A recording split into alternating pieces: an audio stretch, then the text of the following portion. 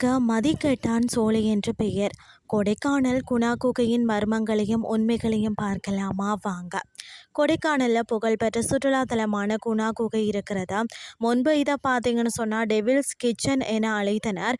குணா படம் பார்த்தீங்கன்னு சொன்னால் இங்கே படமாக்கப்பட்ட பிறகு தான் இந்த இடம் குணா குகை என அழைக்கப்பட்டதா. அன்றில் இருந்து இன்று வரை பார்த்தீங்கன்னா இந்த இடம் குணா குகை என பெயர் பெற்று விளங்கி வருகிறதுன்னு தான் சொல்லணும். இந்த இடம் சுமார் 2200 மீட்டர் உயரத்தில் உள்ளது. ராட்சத பைன் மரங்கள் மற்றது அடர்ந்த காட்டு பகுதியில் தான் அதுக்கிடையில் அமைந்துள்ளது. மிகவும் பார்த்திங்கன்னா ஆழமான ஆபத்தான பாறை இடுக்குகளை கொண்டது. திண்டுக்கல் மாவட்டம் கொடைக்கானல் மேயர் பாயிண்ட் செல்லும் வழியில் தான் அமைந்துள்ளது. மிகவும் ஆழமான ஆபத்தான பாறை இடுக்குகளை கொண்டது. திண்டுக்கல் மாவட்டத்தில் கொடைக்கானலில் மோயர் பாயிண்ட் செல்லும் வழியில் அமைந்துள்ளது. 1821 தான் P.S. வார்டு என்பவரால் கண்டுபிடிக்கப்பட்டது. ஆபத்தான அமைப்பை கண்டு இதற்கு டெவில்ஸ் கிச்சன் என பெயர் வைத்தனராம். 3 பிரம்மாண்டமான பாறை இடுக்குகளுக்கு இடையில் அமைந்துள்ளது.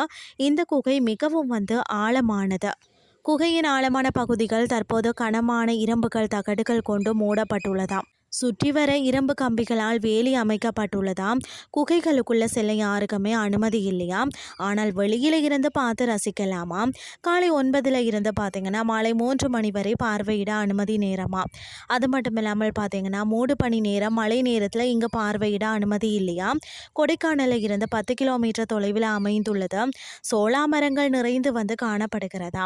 அது மட்டும் இல்லாமல் அந்த மரங்கள்ல அடர்த்தியான வேர்கள் பறந்து விரிந்து காணப்படுகிறதா. மேலும் பல வகையான முறுக்கு முடிச்சுகளுடன் காணப்படுறதால தான் அந்த இடமே பார்க்க பயங்கரமாக இருக்குமா.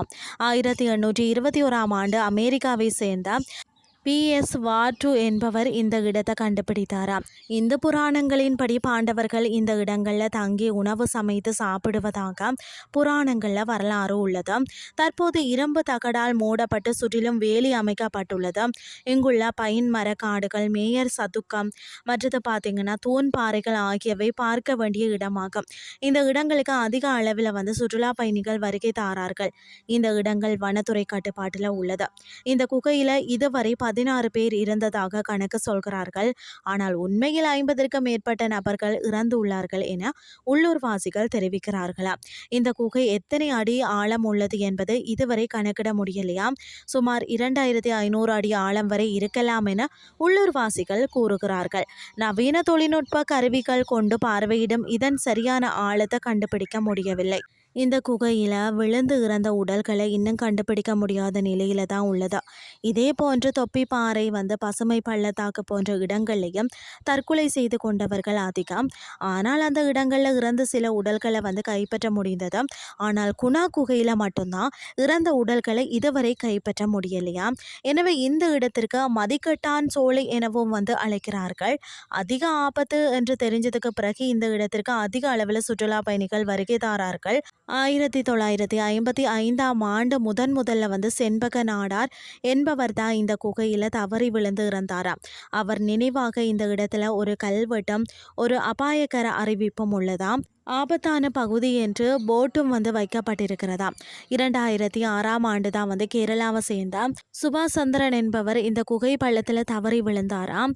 அவரை உள்ளூர் மக்கள் உதவியுடன் தான் அவரது நண்பர் டேவிட் குட்டன் என்பவர் தான் மீட்டாராம்.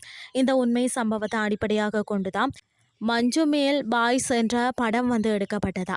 இன்றைய கிறிஸ்டி உங்களுக்கு பிரயோசனமாக அமைஞ்சிருக்கும்னு சொல்லி நானும் நம்புறேன். இதே மாதிரி மற்றும் ஒரு கிறிஸ்டின் வாயிலாக உங்களை சந்திக்கிறேன். நன்றி.